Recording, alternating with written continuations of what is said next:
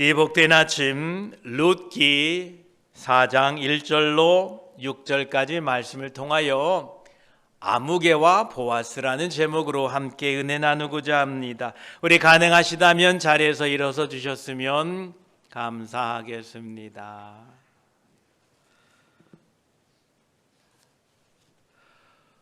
우리 말씀을 함께 읽습니다. 보아스가 성문으로 올라가서 거기 앉아 있더니 마침 보아스가 말하던 기업 물을 자가 지나가는지라. 보아스가 그에게 이르되 아무개여 이리로 와서 앉으라 하니 그가 와서 앉으매 보아스가 그 성읍 장로 10명을 청하여 이르되 당신들은 여기 앉으라 하니 그들이 앉으매 보아스가 그 기업 물을 자에게 이르되 모압 지방에서 돌아온 나오미가 우리 형제 엘리멜렉의 소유지를 팔려 함으로 내가 여기 앉은 이들과 내 백성의 장로들 앞에서 그것을 사라. 내게 말하여 알게 하려 하였노라. 만일 내가 물으려면 물으려니와 만일 내가 물으지 아니하려거든 내게 고하여 알게 하라. 내 다음은 나요 그 이외에는 물을 자가 없느니라 하니 그가 이르되 내가 물으리라 하는지라. 보아스가 이르되 내가 나오미의 손에서 그 밭을 사는 날에 곧 죽은 자의 아내 모압 여인 룻에게서 사서 그 죽은 자의 기업을 그의 이름으로 세워야 할지니라 하니 그 기업 물을 자가 이르되 나는 내 기업에 손해가 있을까 하여 나를 위하여 물으지 못하노니 내가 물을 것을 내가 물으라. 나는 물으지 못하겠노라 하는지라. 아멘. 자리에 앉으시면 감사하겠습니다. 기도 드리겠습니다. 하나님 감사합니다. 이 아침에도 저희들을 불러주시고 예배하도록 하시고 말씀을 듣게 하시니 감사합니다. 오직 말씀 가운데에 하나님의 뜻만이 전달되도록 저희들을 도와주시고 성령께서 함께 하셔서 이 말씀으로 우리를 가르쳐 주시고 우리에게 다시 한번 하나님의 성령으로 충만케 하여 주시옵소서. 우리 구주 예수 그리스도의 이름으로 기도드립니다. 아멘. 오늘 이 룻기 4장 말씀을 통하여 우리들은 두 사람을 만나게 됩니다. 한 사람은 이름이 없고요, 그저 아무개라 불리웁니다. 그리고 다른 한 사람은 보아스입니다. 이 두 사람 모두 다 동일한 하나님의 말씀 앞에 서 있습니다. 동일한 같은 기회를 받았고 같은 책임 하에 있는 사람들입니다. 그런데 한 사람은 물러가고 한 사람은 순종했습니다. 한 사람은 계산을 했고 한 사람은 믿음으로 결정을 합니다. 한 사람의 이름은 없어졌고 한 사람은 하나님의 구속사에게 이름을 남기게 되었던 것입니다. 오늘 나오는 이 이야기는 단순히 옛 고대 이스라엘의 토지 거래가 아닙니다. 과부의 재산 문제를 다루는 것도 아닙니다. 한 남자가 다른 여자를 맞이했다라는 이런 인간적인 결혼 이야기도 아닙니다. 오늘 이 본문 말씀을 통하여 우리에게 하나님은 말씀하십니다. 우리는 하나님의 계명 앞에서 어떻게 서 있어야 하는가? 하나님의 뜻이 분명할 때 나는 계산하는 사람이 될 것인가 아니면 순종하는 사람이 될 것인가? 오늘 우리에게 묻고 있는 것입니다. 오늘 이 말씀을 통하여 주님, 저는 아무개가 아니라 바로 보아스처럼 순종하는 사람이 되겠습니다라는 이런 결단이 우리 모두에 있게 되기를 축복합니다. 오늘 이 본문의 배경은 사사시대에 있었던 일입니다. 이 사사시대는요, 영적으로 참으로 어두웠던 시대입니다. 그 시대를 성경은 이렇게 말씀합니다. 각각 사람이 자기 소견에 오른 대로 행하였더라. 이것은 하나님을 모르는 백성들의 삶을 말한 게 아닙니다. 그들은 하나님의 선민이었습니다. 하나님의 택함을 받은 사람들이었는데 사사시대에는 사람들은 하나님의 말씀보다 자기의 판단을 더 신뢰했습니다. 하나님의 계명보다는 자기의 뜻대로 살았습니다. 자기의 뜻의 유익을 쫓아 살았던 시대가 사사시대입니다. 어찌 보면 그 시대나 우리 시대나 별반 다르지 않습니다. 그 시대에 이제 예루살렘에 있던 엘리멜렉 가정이 흉년을 맞이했습니다. 그 땅에 흉년이 임했습니다. 그래서 그들은 그 땅을 떠나기로 결정합니다. 이 결정은 비난을 받을 만한 일이 아닙니다. 어려워서 그 땅을 떠나기로 결정했습니다. 그런데 흉년을 피해 떠났던 그 땅을 떠나 모압 땅에 갔는데요, 거기에 더 큰 어려움을 만나게 됩니다. 나오미는 자기 남편 엘리멜렉을 잃게 됩니다. 그리고 이어서 두 아들도 죽게 됩니다. 결국 나오미는 남편도 잃고 아들도 잃고 기업도 잃어버리고 말았습니다. 결국 남는 것은 나오미 자신과 두 며느리였습니다. 그 중에서도 이 작은 며느리는 돌아가라 해서 결국은 자기 고향 모압 땅으로 돌아갔고 이 룻만 남게 되었던 것입니다. 룻은 이방 여인이었습니다. 그리고 남편을 잃은 과부였습니다. 가난한 사람이었습니다. 당시 사회에서는 참으로 아무 힘도 없는 사람이었습니다. 이 두 여인만 달랑 남게 된 것입니다. 시어머니는 며느리에게 이제 너의 고향으로 돌아가라라고 말할 때 룻은 이렇게 말합니다. 나를 떠나게 하지 마십시오. 나를 돌아가라고 하지 마십시오.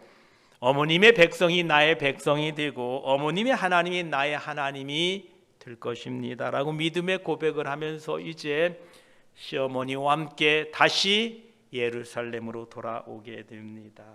그렇습니다. 이 예루살렘으로 돌아왔을 때에 오늘 본문에 나오는 기업을 이을 자에 대한 내용을 오늘 우리에게 말씀하고 있습니다. 이것은요, 하나님의 명령입니다. 사회적인 풍습이 아니라 하나님의 약속의 명령이었던 것입니다. 오늘 1절에 보면 마침 보아스가 성문으로 올라가서 거기 앉아 있는데 기업 물을 자가 지나간다고 이렇게 기록하고 있습니다. 여기서 기업을 물은다라는 것은 고엘이라는 말로 구속하다 또는 되찾다라는 뜻을 가지고 있습니다. 이 고엘이라는 것은요, 가까운 친척이나 가족이 어려움에 빠졌을 때에 그거를 회복하고 책임져 주는 사람을 고엘이라고 부릅니다. 하나님이 말씀으로 하나님의 율법으로 이거를 정해 놓으셨습니다. 만약 여러분의 친족 중에 어려운 사람이 있고 힘든 사람이 있다면 가까운 친족이 반드시 그를 도와야 된다라고 명령했던 것입니다. 레위기 25장 그리고 신명기 25장에 말씀하고 있는 내용입니다. 이것은 하나님께서 그 백성들, 가난한 백성들을 보호하라는 말씀이셨고 또 잃어버린 기업을 회복해 달라라는 말씀이었고 그 끊어진 이름을 이어가라라는 하나님의 말씀이신 것입니다. 그렇습니다. 우리가 여기서 알아야 될 중요한 사실 하나는 하나님의 계명은 우리가 이해될 때만 지키는 게 아니라는 것입니다. 하나님의 계명은, 하나님의 말씀은 내게 유익이 될 때만 지켜야 되는 게 아니라는 겁니다. 하나님의 명령은 상황이 편할 때만 따라가는 게 아니다라는 것입니다. 하나님이 말씀하셨기 때문에 우리는 계명을 지켜야 됩니다. 이것은 하나님의 말씀이셨습니다. 기업을 물러 기업을 무르게 하라라는 말씀인 것이지요. 하나님의 말씀을 우리의 이성으로 잘 생각해야 됩니다. 우리가 지혜롭게 판단해야 됩니다. 상황을 잘 분별해야 됩니다. 무조건 말씀이니까 믿습니다 하고 믿는 게 아닙니다. 그러나 우리의 이성의 판단이 하나님의 말씀 위에 올라서면 안 됩니다. 사회적인 습관이나 이 세상의 물결이 하나님의 계명을 대신해서도 안 됩니다. 내 계산으로 하나님의 뜻을 밀어내면 안 됩니다. 오늘 이 아무개의 그 문제가 바로 여기에서 드러나게 됩니다. 룻기 4장 1절을 보면 보아스가 성문으로 올라갑니다. 당시에 여기 성문은 단순히 그냥 건물이 아니라요, 재판이 이루어지는 곳이고 법적인 거래가 이루어지는 장소가 바로 성문이고 증인들이 모여있는 곳이 바로 성문, 이 공적인 자리가 성문입니다. 지금으로 말하면 저기 우리 다운타운에 있는 시티홀 정도가 될 것입니다.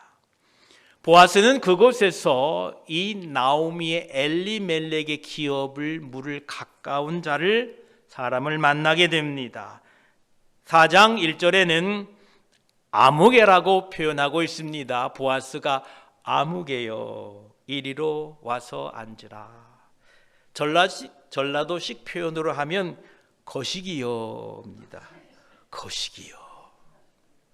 참 독특합니다. 성경에 아무개라고 표현을 하고 있으니요.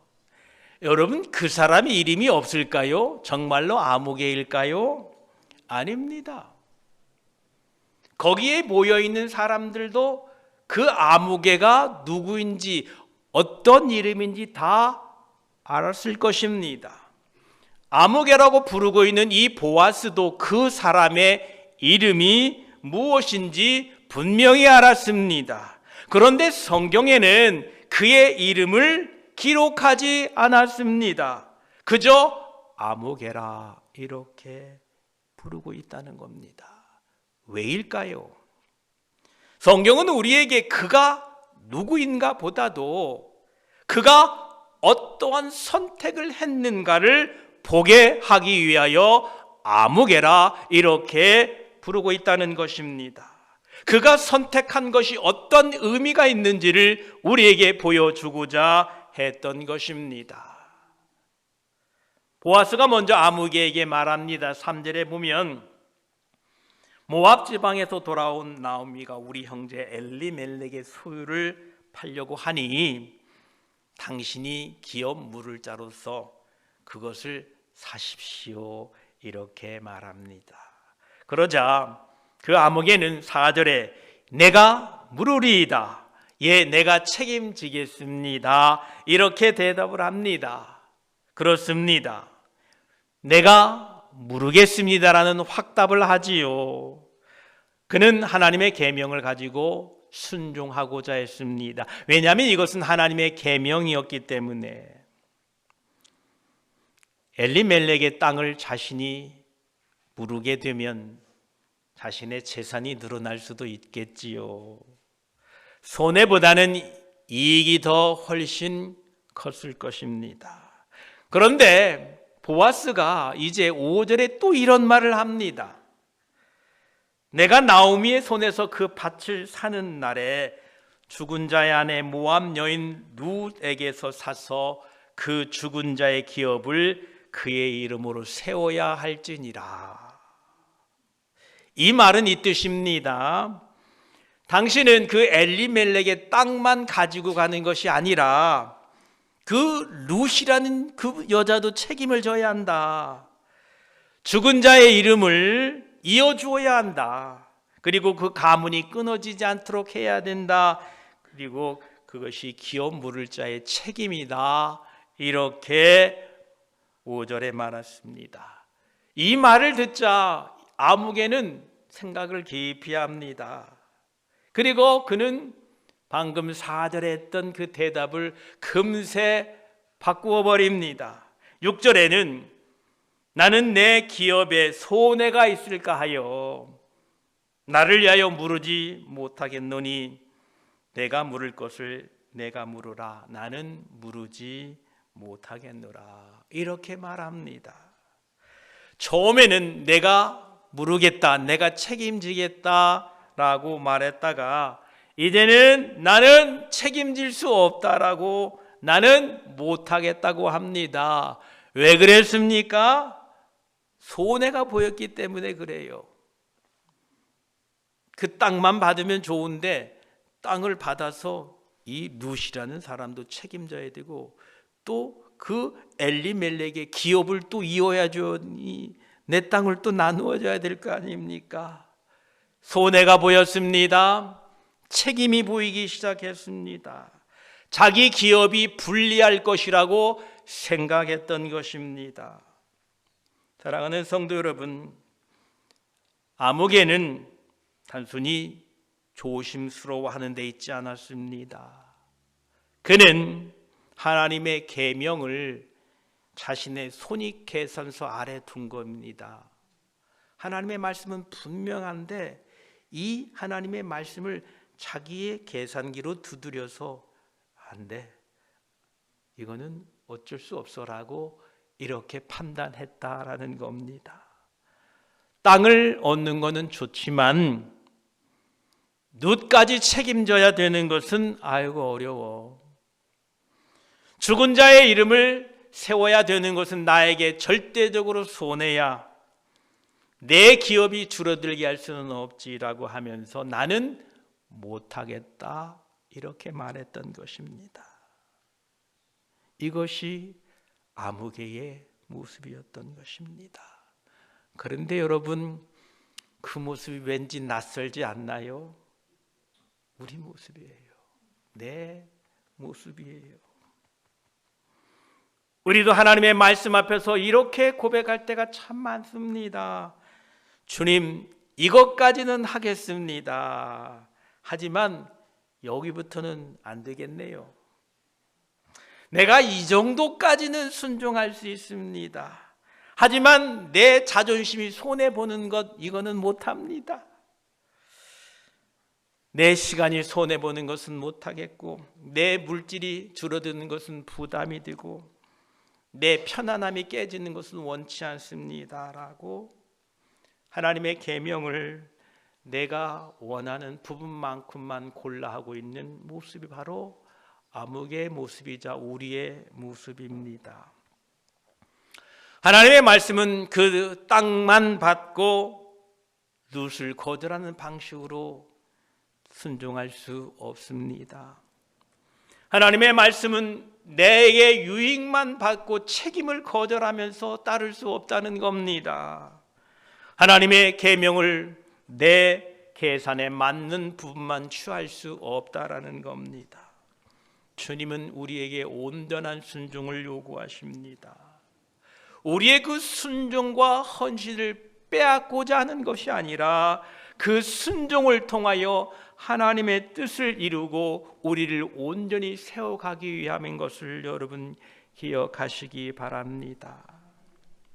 지금 여기 대를 잇는 물을 자의 그 계명은 하나님의 계명이기 때문에 순종해야 된다라는 겁니다. 기업 물음이 단지 땅을 물는 그 사회적인 통념이 아니라 하나님의 계명이었기 때문에 우리는 믿음으로 따라야 된다는 겁니다. 하나님의 계명은 시대가 바뀌어도 가볍게 여길 수 없습니다. 하나님의 명령은 사회 분위기가 달라져도 무시할 수 없다는 겁니다. 하나님의 명령은 내가 동의하지 않고 내가 감정에 수긍이 가지 않더라도 내려놓을 수 없는 것이 하나님의 명령입니다. 우리는 하나님의 말씀을 듣고 이렇게 자주 생각합니다.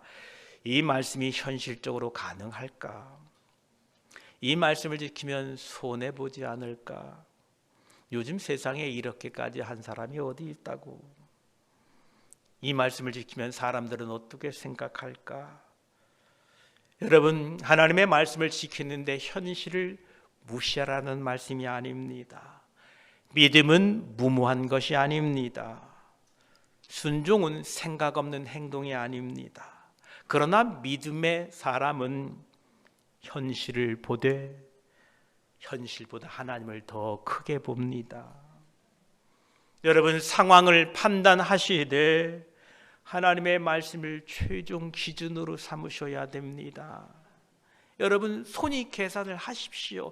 그러나 손익 계산을 하되 하나님께 순종하는 것이 생명의 길임을 기억하시기를 바랍니다.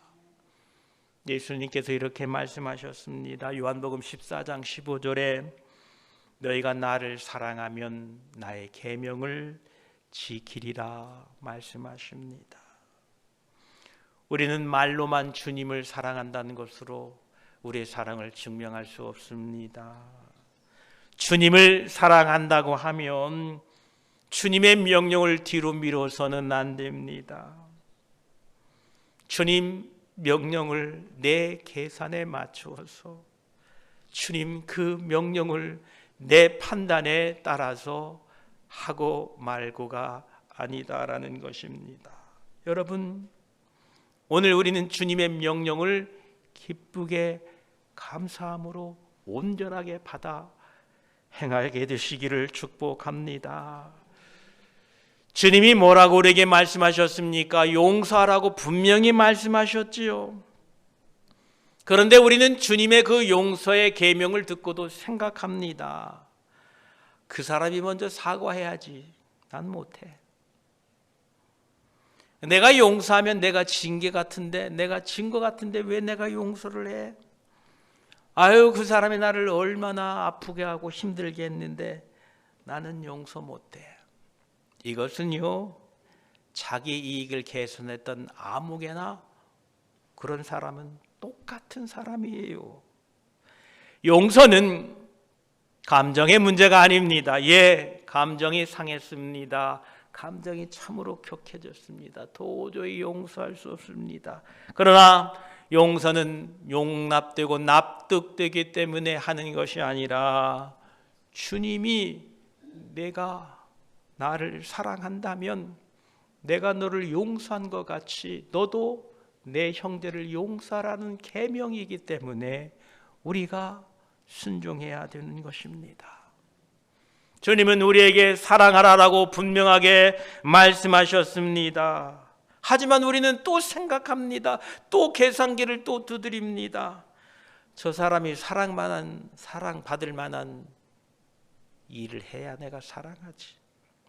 아유, 저 사람하고 나하고는 성격이 도대체 안 맞아서 사랑 못하겠고, 저 사람은 나에게 도대체 도움이 하나도 안 돼, 도움이 1도 안 돼서 나는 저 사람을 사랑 못해라고 우리는 계산한다는 겁니다. 사랑은 단순히 마음이 이끌리는 사람, 자기에게 유익이 되는 사람만 사랑하는 게 아닙니다. 사랑은 주님의 명령, 계명인 것입니다. 주님은 우리에게 섬기라고 말씀했지요. 내가 너희를 섬긴 것 같이, 내가 너희를 섬기러 온 것 같이 너희도 섬기라라고 말했는데 우리는 또 계산을 합니다. 내가 나이가 몇인데 내가 저 사람을 섬겨. 아이고, 나는 이미 많이 했어. 옛날에 많이 했어. 이런 일은 젊은 사람들이나 해야지. 아무도 안 알아주는데 내가 왜 섬겨라고 우리는 계산하고 있다는 것입니다. 그렇습니다. 우리는 주님의 명령을 계산해서 하는 게 아닙니다. 왜냐하면 하나님의 명령이기 때문에 그렇습니다.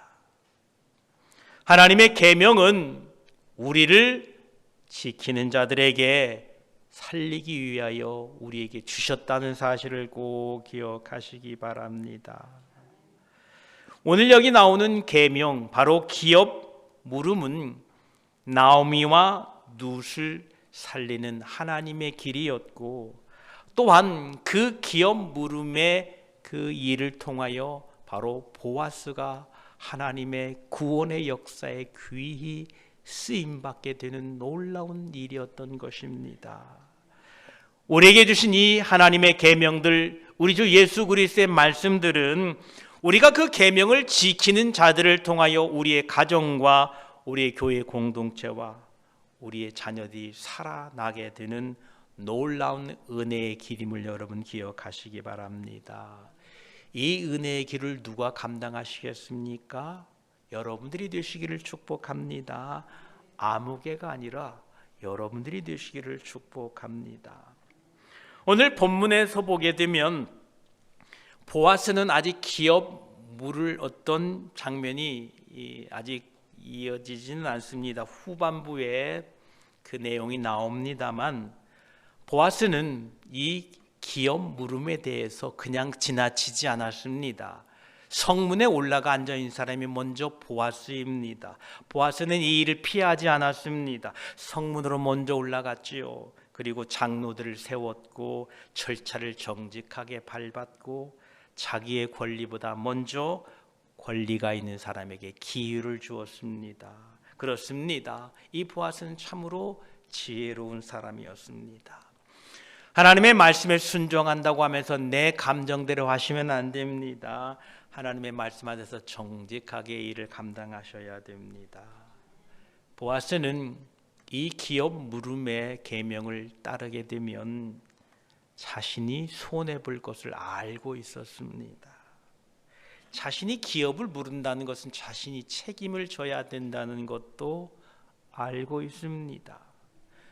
말씀에 따라 룻을 받아들인다는 것은 자신의 삶에 새로운 부담이 될 것을 알았습니다. 죽은 자의 이름을 세워준다는 것은 자기 이름만 세워지지 않는 것임을 알았습니다.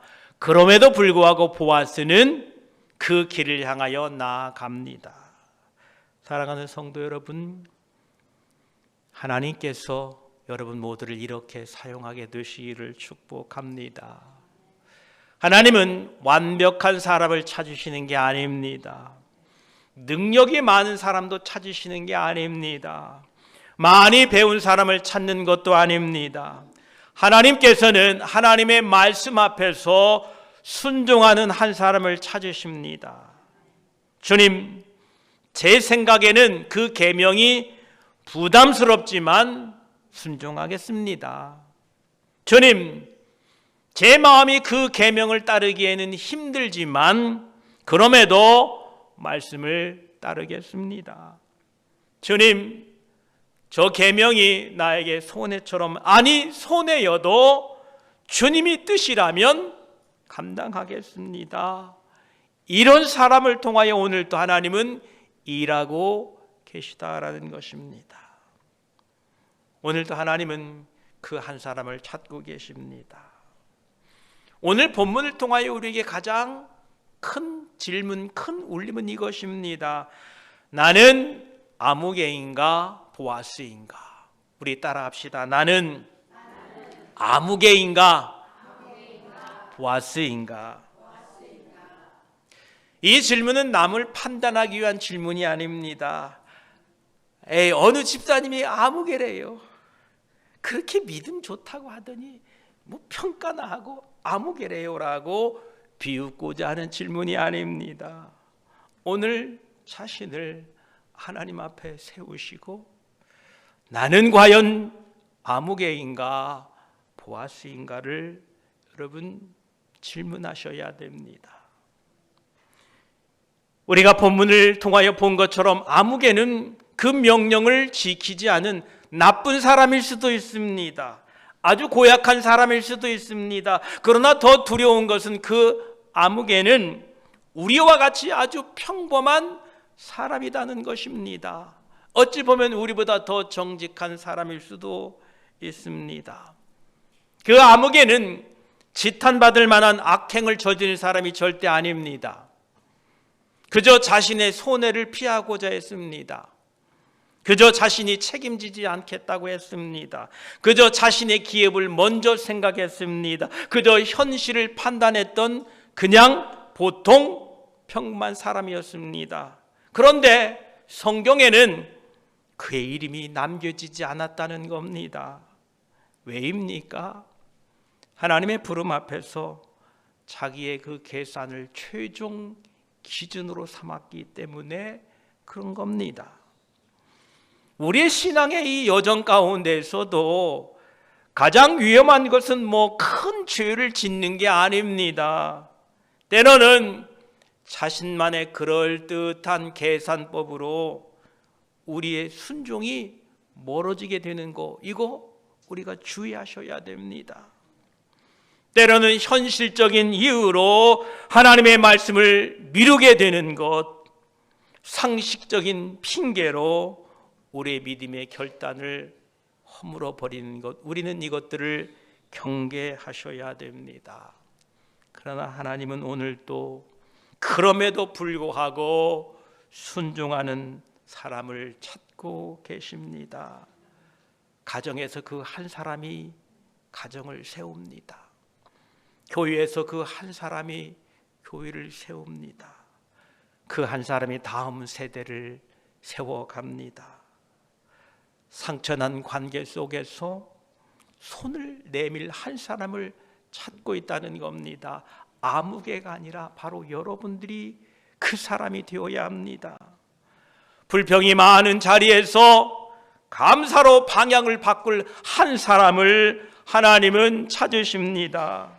말씀 앞에서 자신의 계산을 내려놓고 순종할 한 사람을 찾으신다는 겁니다.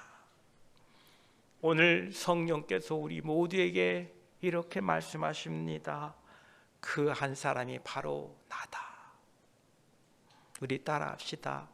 그 한 사람이 바로 접니다. 성령의 이 부름 앞에 우리는 이렇게 응답하셔야 됩니다. 여러분, 나는 나이 많아서 아니라고 말씀하지 마십시오. 나는 이미 많이 했다라고 물러서지 마십시오. 나는 부족하다고 숨지 마십시오. 내가 무슨 힘이 있나냐고 낙심하지는 마십시오. 하나님은 오늘 또 순종하는 그 한 사람을 통하여 일하십니다. 나이가 많다고 해서 하나님의 부름이 끝난 것이 아닙니다. 모세는 몇 세에 부름을 받았나요? 80세. 그래서 이 80세 이하 된 분들은 나이 많다는 얘기를 아직 아예 하지도 마시고 80 넘은 분들은 이제부터 부름을 받은 나이구나 라고 생각하시면 됩니다. 은퇴했다고 다 끝난 거 아닙니다. 몸이 예전 같다고 여러분 그런 말씀하셔도 안 됩니다. 오히려 젊을 때는 바빠서 하나님이 보이지 않았는데 나이가 먹으니까 하나님이 보이기 시작합니다. 젊을 때는 바빠서 그냥 앞만 달리고 죽자 사자 그냥 달렸는데 이제 우리 후손들이 다음 세대가 보이기 시작합니다. 그들을 축복하셔야 됩니다. 젊을 때는 일만 열심히 했는데 이제는 깊은 기도로 하나님의 일을 감당할 수 있습니다. 하나님 오늘 또 동일하게 우리를 찾으십니다. 내가 너를 찾고 있다. 내가 그 한 사람이 되어라. 내가 그 가정의 보아스가 되어라. 내가 이 교회의 보아스가 되어라. 내가 다음 세대를 살리는 믿음의 사람이 되라 라고 우리에게 말씀하고 있는 것입니다. 사랑하는 성도 여러분, 오늘 본문은 우리에게 말씀합니다. 아무개로 남을 것인가 보아스로 설 것인가.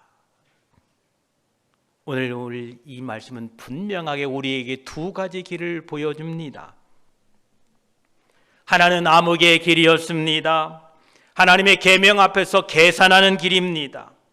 손해를 두려워하며 물러가는 길이었습니다. 유익은 원하지만 책임지려 하지 않는 길이었습니다. 이름은 있었지만 하나님의 역사 속에서 이름 없이 사라지는 길이었습니다. 그러나 또 다른 하나는 바로 보아스의 길이었습니다.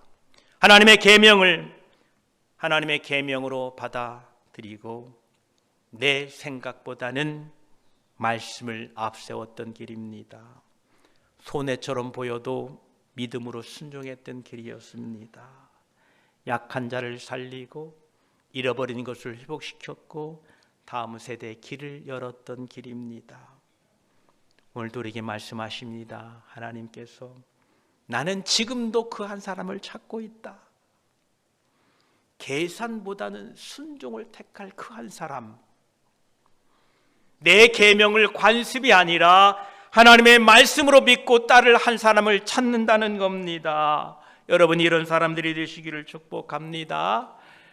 옆에 분 보시고 나는 아니야 옆 사람 보지 마십시오. 내 시대는 끝났다고 여러분 자녀들이나 그렇게 하겠지라고 하지 마십시오. 이거는 목회자만 한다고 목회자만 바라보지 마십시오. 오늘 성령 하나님은 그 사람이 바로 나인 것을 말씀합니다. 내가 기도하는 사람이 되어라. 내가 용서하는 사람이 되어라. 내가 감사하는 사람이 되어라. 내가 말씀 앞에 순종한 사람이 되라라고 말씀합니다. 우리의 남은 인생 암흑의 길이 되지 않기를 축복합니다. 하나님 앞에서 계산만 하다가 물러가는 인생 되지 않기를 축복합니다. 보아스처럼 순종한 사람이 되십시오. 하나님의 계명을 계명으로 받고 믿음에 응답하는 성도들이 되셔서 오늘도 그 작은 순종을 통하여 여러분의 가정이 살아나고 교회가 살아나고 여러분의 자녀들이 세워져 가게 되시기를 축복합니다. 기도드리겠습니다. 하나님 아버지, 오늘 룻기 말씀을 통하여 아무개와 보아스의 모습을 보게 하시니 감사합니다.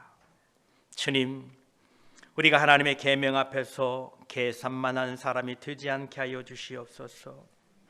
하나님의 말씀이 사회적인 관습이나 우리의 이성의 판단의 그 기준으로 보지 않게 하시고 살아계신 하나님의 명령으로 받아들이게 하여 주시옵소서. 주여, 손해가 두려워 순종의 자리에 물러났던 암흑의 길을 따르지 않고 보아스처럼 말씀 앞에서 믿음으로 굳게 서서 책임져야 할 자를 피하지 않는 우리 모두가 되게 하여 주시옵소서.